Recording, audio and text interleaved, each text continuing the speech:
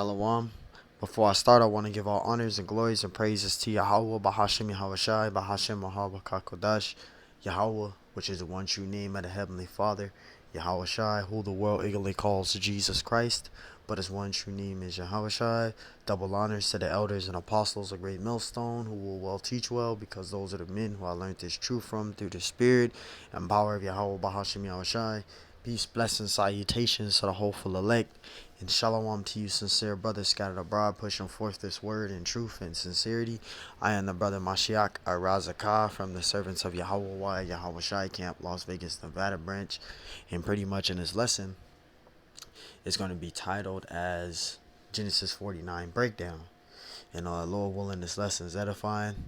And Salaki, I'm talking low. I'm pretty much under the weather, and my throat is pretty much voice is going out. So I'm going to be as loud as I can in this lesson. But Salakia, this is Genesis 49 and 1. It says, And Jacob called unto his sons and said, Gather yourselves together, that I may tell you which shall befall you in the last days. Right? And that word befall, it means bakwaya'ah, which means encounter. And that word last, it means akwaryath, which means future prophecy. Alright, and let's get into the meaning. Right? Let's go into the meaning of that word befall.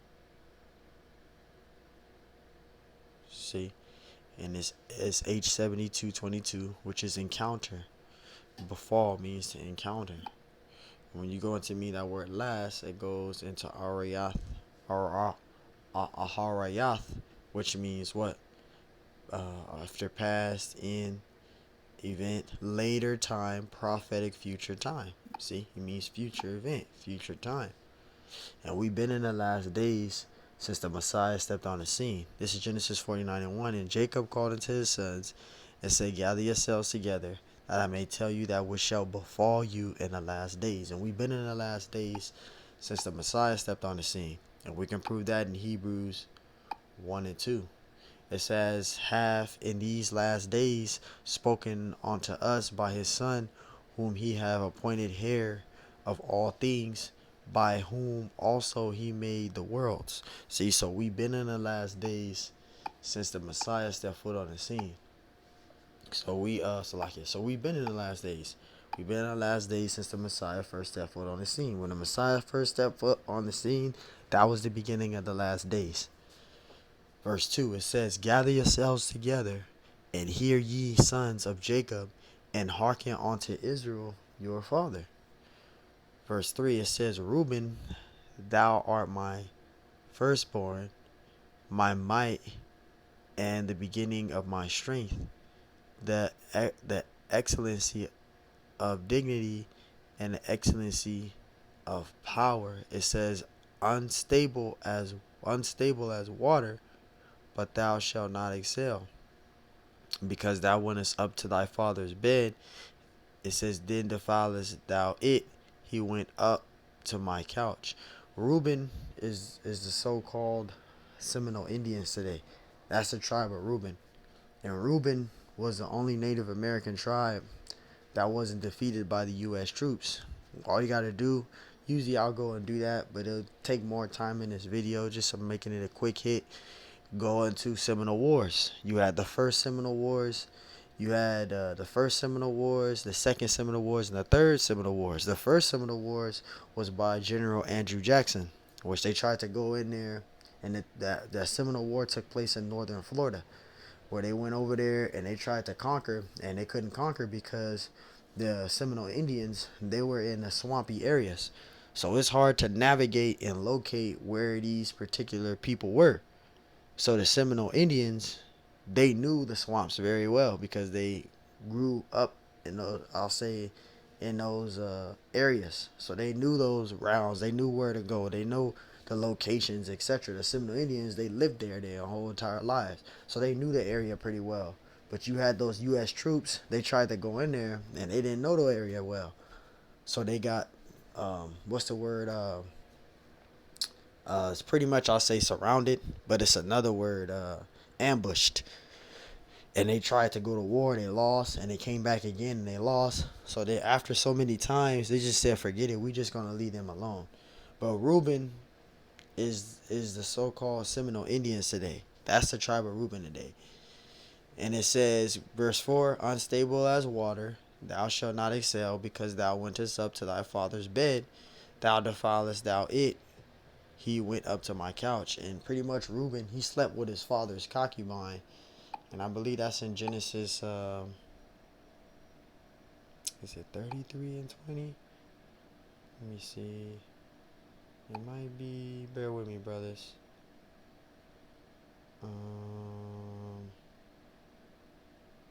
No, that's not it. Salakia, Genesis 35 and 22. It says, "And it came to pass, when Israel dwelled in that land, that Reuben went and lay with Bilhah." See, he slept with his father's concubine. Bilhah was the concubine of Jacob, and Reuben lied with her. He slept with his father's concubine.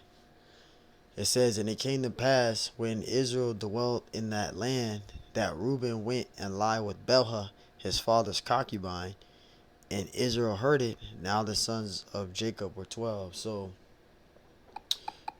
Reuben is the so-called Seminole Indians today. But he broke the commandment when he slept with his father's concubine. So that's what that's going into. "Unstable as water, thou shalt not excel, because thou wentest up to thy father's bed, then defilest thou it. He went up to my couch." So yeah, he slept with his father's concubine. And Reuben is the so-called Seminole Indians today. This is Genesis 49 and 5. Simeon and Levi are brethren, right? Simeon and Levi are brethren. So if you look at the island of Hispaniola, you have the Dominican Republic, and you have Haiti. Haiti and the Dominican Republic, they're on the same island and they're right next door to each other, but they don't get along. Simeon and Levi. Simeon is the so-called Dominicans today. That's the tribe of Simeon, and the tribe of Levi are the Haitians today. But if you look at the island called Hispaniola, you'll see the Haiti and you'll see the Dominican Republic. They both live on the same exact island, but they don't get along. It says, "Simeon and Levi are brethren, and instruments of cruelty are in their hands." And that cruelty is they go down to Suriname and they pretty much cut those people's heads off in Suriname. The Haitians do. Those Haitians is cruel. Them Haitians, they go down to Suriname, and pretty much they cut the heads off of the people of Suriname, and they take their skulls and they sell them to the voodoo priests. That's that cruelty. Verse 6, it says, "O my soul, come not thou into thy secret." And the secret is the voodoo. They practice a lot of voodoo. Those Haitians, they practice a lot of voodoo. And it says, "Unto their assembly it says, the assembly, mine honor, be not thou united." Because Simeon and Levi, who are the Haitians and the Dominicans, they're not united. They're separated. They don't like each other. They don't get along. All right, the Dominicans don't like the Haitians because they're darker than them. So it's a lot of segregations. They're not united. It says, "For in their anger," right? And this is the Haitians. They have the anger, man. Them Haitians and them Dominicans, you don't want to piss them off. Though they have an anger spirit. Those are the people you don't want to piss off. It says, "For in their anger they slew a man, and in their self-will they dug down a wall." And this is going into when their sister Dana got raped. Simeon and Levi took it upon themselves after they found out their sister was raped. Because their sister Dana, she was raped by a Hamite, and when they found that out, they went. The Hamites, they went into a circumcision with Jacob. And they circumcised themselves, Salakia. And on the third day, as they were still sore, Shimeon and Levi took it upon themselves to go into the village and kill all those Hamites in that city. And we'll get that right now. Actually, this is Genesis 34 and 1. This is when their sister Dana, she was raped by that Hamite, which was Shechem, and his father was Hamor. Let's read it. Genesis 34 and 1. It says, "Dana, the daughter of Leah, which was bare unto Jacob, went out to see the daughters of the land, And when Shechem, the son of Hamor the Hivite, see, so he was a Hamite. The Hivites are Hamites. All right. It says, when Shechem, the son of Hamor the Hivite, prince of the country, saw her, so he saw Dinah, and he took her and lied with her. So he raped Dinah and defiled her. The defile was raping. He raped her. He raped Jacob's daughter, Dinah. Verse 3, it says, and his sons cleave unto Dinah. It says, in his soul cleaved unto Dinah, the daughter of Jacob, and he spanked, and he's like it. I read from the top again, so like I'm jumping the gun. Genesis 34 and 3. His soul cleaved unto Dinah, the daughter of Jacob, and he loved the damsel, and spake kindly unto the damsel. Verse 4, and Shechem spake unto his father Hamor, saying, get me this damsel to wife. Verse 5, and Jacob heard that he had defiled Dinah. He raped his daughter. It says, and Jacob heard that he had defiled Dinah, his daughter. Now his sons were with his cattle in the field, and Jacob held his peace until they were come. And Hamor, the father of Shechem, went out unto Jacob to commune with him. And the sons of Jacob came out of the field when they heard it. And the men were grieved. Right. They heard about the incident that Shechem, the Hamite, did to their sister. Their sister was raped by that Hamite. So the sons of Jacob were angry, but the ones that were angry the most out of the 12 sons was Shimeon and Levi. And those are the two you do not want to anger in this lifetime, because them Haitians and them Dominicans are the wrong people you want to piss off. They're nothing to mess with, man. It says, verse 6, it says, Hamor, the father of Shechem, went out unto Jacob to commune with him, and the sons of Jacob came out of the field when they heard it. And the men were grieved, and they were very wroth, because he had wrought, because he had wrought folly in Israel in lying with Jacob's daughter, which thing ought not to be done. Right. He raped their sister. That Hamite Shechem did. He was a Hamite. It says, Hamor communed with them, saying, the soul of my son Shechem longeth for your daughter. I pray you give her him to wife, and make ye marriages with us, and give your daughters unto us, and take our daughters unto you, and ye shall dwell with us, and the land shall be before you. Dwell and trade ye therein, and get you possessions therein. And Shechem said unto her father and unto the brethren, let me find grace in your eyes, and what ye shall say unto me I will give. Ask me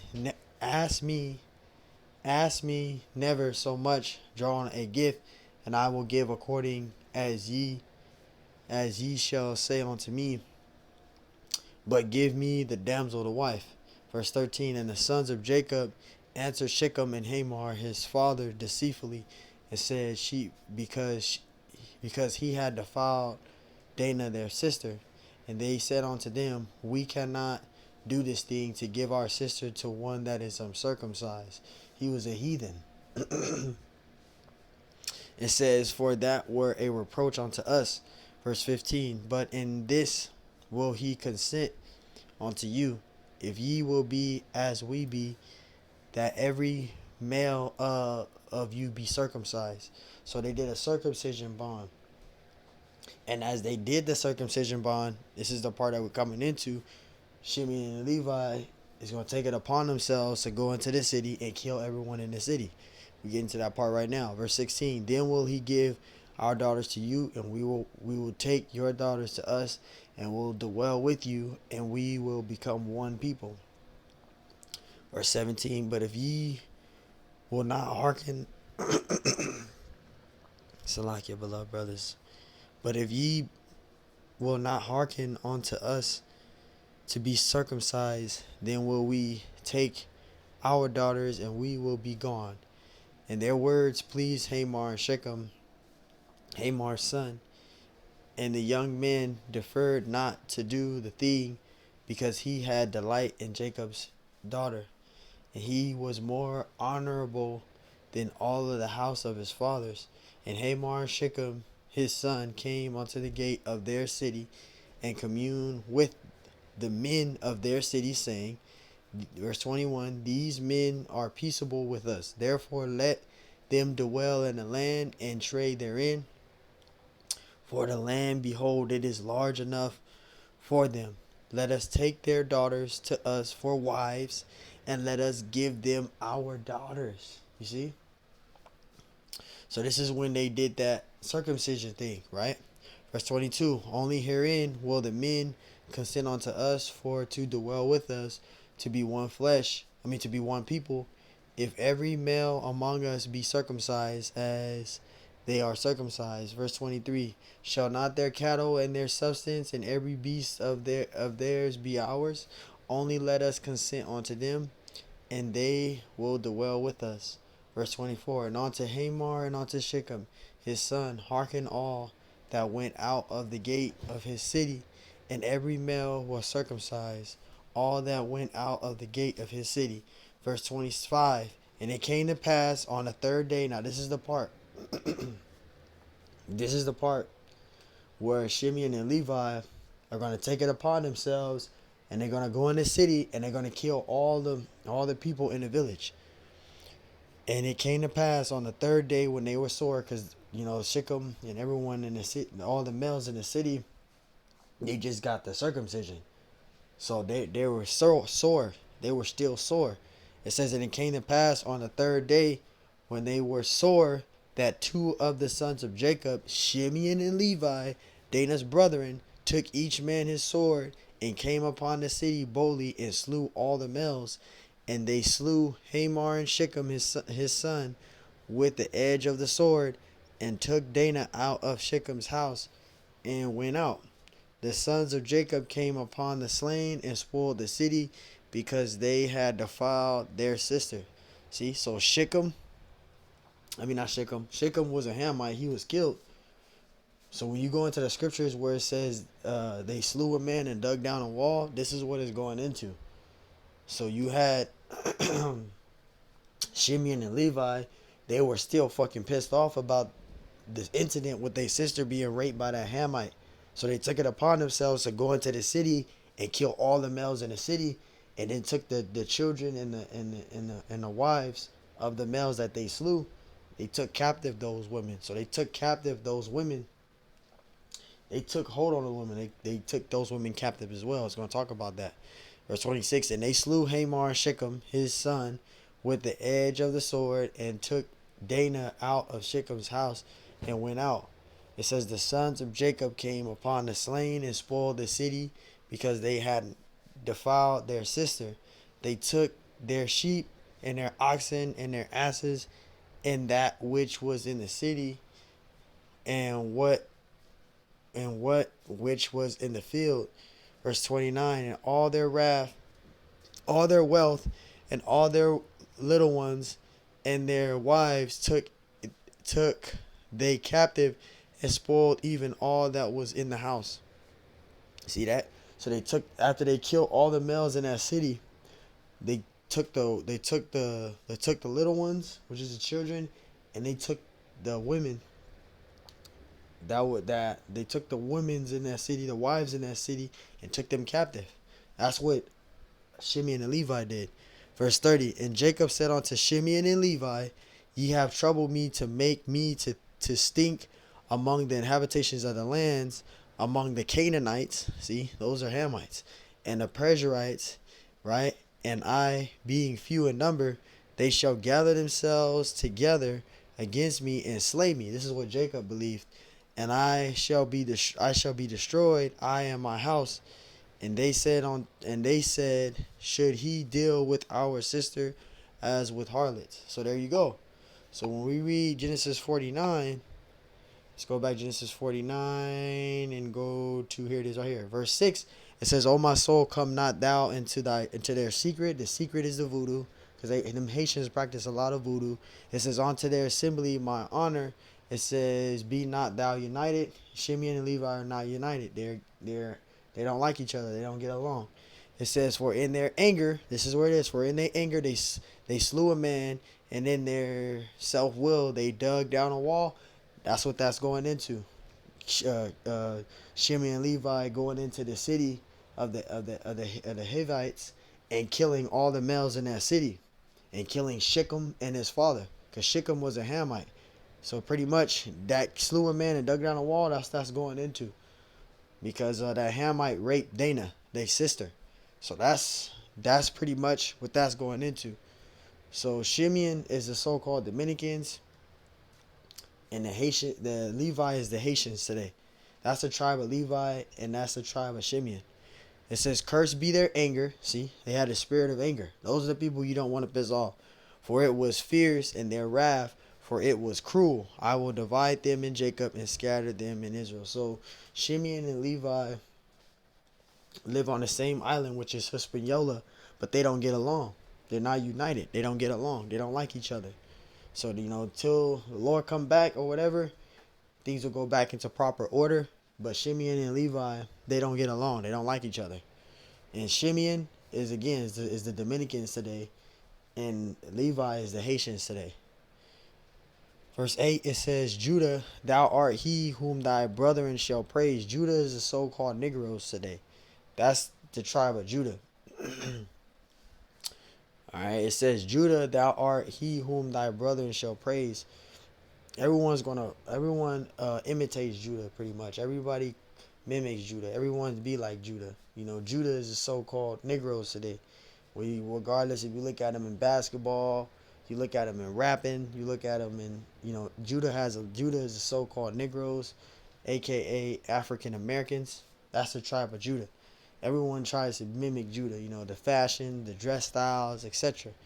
It says, thy hand shall be in the neck of thine enemies. See, thy hand shall be in the neck of thy enemies, right? Judah is serving who? Esau, as well as the rest of the 12 tribes of Israel. But Judah, is the main ones that's, an affliction to Esau. We were too, the rest of the 12 tribes. But reading it here, it says, thy hand shall be in the neck of thy enemies. Thy father's children shall bow down before thee, and thy father's children shall bow down before thee. That's talking about the 12 tribes of the nation of Israel. We're all going to bow before Judah. This is a future prophecy right here. We're all going to bow before Judah. We're all going to bow down before Judah. Verse 9, it says, Judah is a lion's whelp from the prey. And who's the prey? Esau, right? It says, my son, thou art gone up. He stooped down, he couched as a lion, and as an old lion, who shall rise him up, right? And Judah's that old lion right now.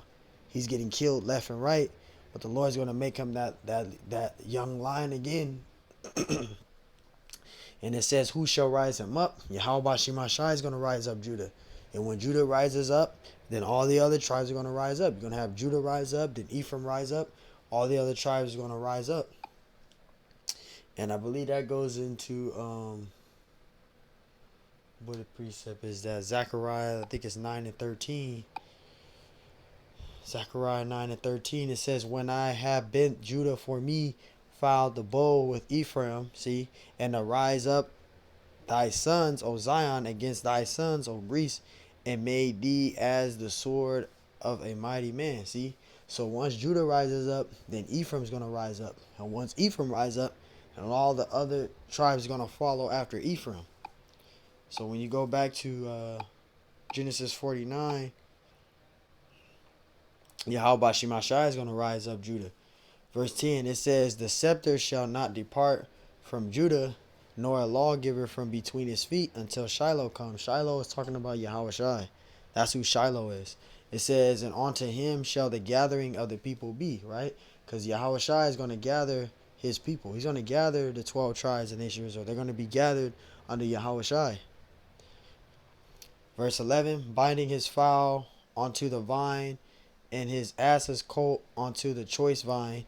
He washed his garments in wine, and his clothes in the blood of grapes. And this is talking about Yahweh Shai riding on that ass on the side with a baby colt, or on the side of a colt, which is a baby donkey. All right, and this is a prophecy mentioned by Zechariah the prophet in Zechariah 9:9. He mentions about the Messiah riding on an ass, on the side of him a colt, which is a baby donkey. Zechariah 9:9. Rejoice greatly, O daughter of Zion. Shout, O daughter of Jerusalem. Behold, thy king cometh unto thee. He is just and having salvation, lowly and riding upon an ass, and upon a colt, the foal of an ass. And this is Zechariah the prophet mentioning the Messiah, Yahweh Shai. So this is why we tell you Old Testament Israelites, you guys that say that the Messiah is not in the Old Testament, he's mentioned in the Old Testament. Zechariah the prophet mentions the Messiah. And this is in the Old Testament. He talks about the Messiah. He prophesied about the Messiah. The Messiah is mentioned even in Isaiah 53. He's mentioned all through the scriptures. You Old Testament Israelites, it's mainly a cut for you. It says, rejoice greatly, O daughter of Zion. Shout, O daughter of Jerusalem. Behold, thy king cometh unto thee. He is just and having salvation, lowly and riding upon an ass and upon a colt, the foal of an ass. See, a donkey with a baby donkey, Yahweh Shai, is mentioned in the Messiah. Let's go back, and we're going to get that for proof. We're going to go to Matthew, I think it's 21, verse 1 through 7. Let's go back, though. I went down too far. Here it is right here. Binding his foal onto it says, binding his foal onto the vine, and his ass's colt onto the choice vine. He washed his garments in wine, and his clothes in the blood of grapes. And this is talking about the Messiah. All right, this is talking about the Messiah. All right, and we're going to prove that. This is talking about the Messiah. We're going to go to Matthew, I believe it's 21, 1 through 7.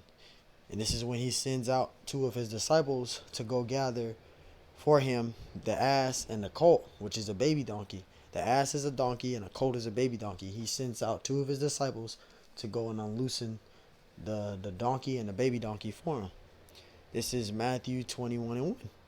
And when they draw nigh unto Jerusalem and were come to Bethphage onto the Mount of Olives, then sent Yahushua two disciples. So he sent two of his disciples, verse 2, saying unto them, go into the village over against you, and straightway ye shall find an ass tied and a colt with her.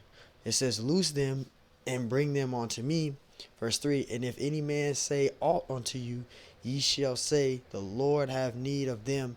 Straightway he will send them. Verse 4, all of this was done that it might be fulfilled, which was spoken by a prophet, saying, and this is Zechariah the prophet, right? We read that in Zechariah 9:9. This is talking about Zechariah the prophet, about him mentioning the Messiah, right? Let's prove it. Verse 5, tell ye the daughters of Zion, behold, thy king cometh unto thee, meek and sitting upon an ass, and a colt, the foal of an ass. We read that in Zechariah 9:9.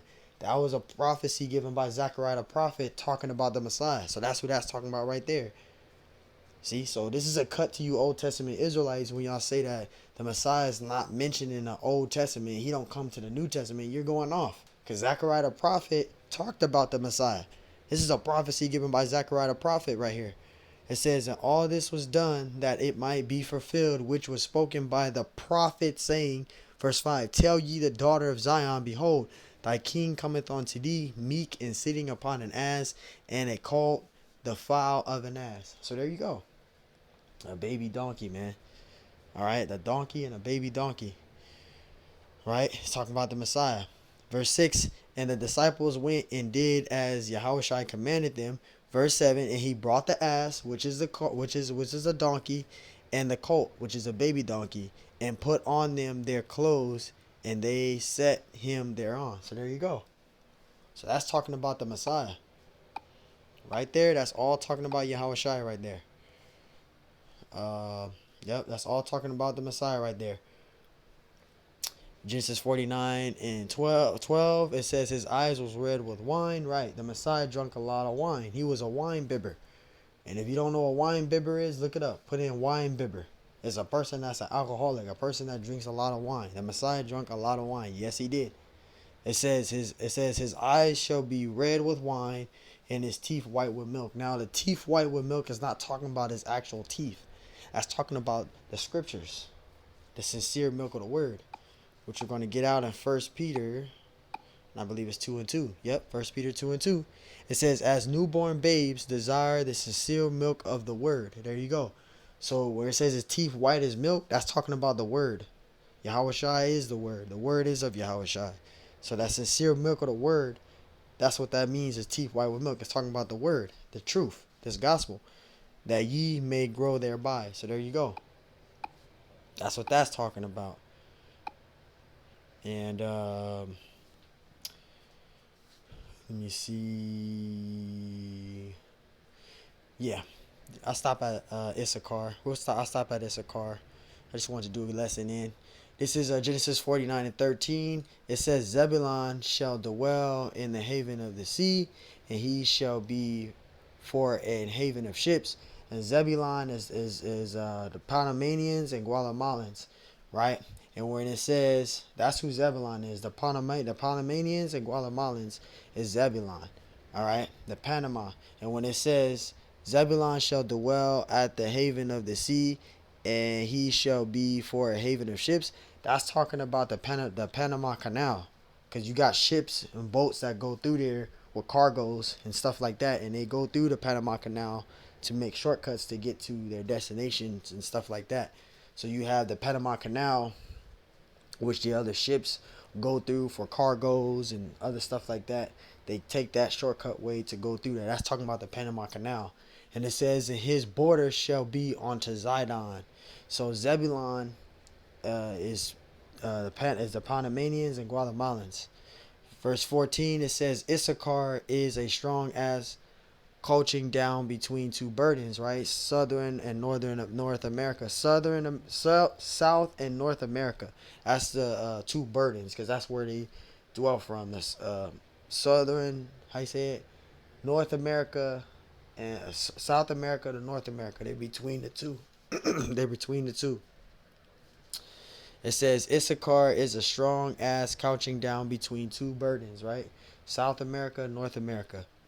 Verse 15. Issachar is the so-called Hispanics, aka Mexicans. That's the tribe of Issachar today. And Issachar are Israelites. Mexicans are Israelites. Hispanics are Israelites. Latinos are the same thing. That's Israel. That's Issachar. It says, "And he saw the rest was good, and the land it was pleased, and bowed his shoulder to bear, and became a servant unto tribute," right? Because Issachar, they can work 2, 3, 4 jobs. Like Issachar, they love to work. It's in their spirit. They make food. If they're not making food, they working as a janitor. They're not working as a janitor. They working in all. Issachar do anything. It's just in their spirit to work. Construction, they do a lot. Issachar can work like 3, 4, 5 jobs. It's just in their spirit. They love to work. So that's who that's talking about. That's talking about Issachar, the so-called Hispanics. So hey, Lord willing, this is edifying. I just want to do a quick hit, giving all praises to Yahweh Bashim Hashai Bashem HaKakodash. Bashem HaKakodash. And Lord willing, this is edifying. Till next time I say, Shalom.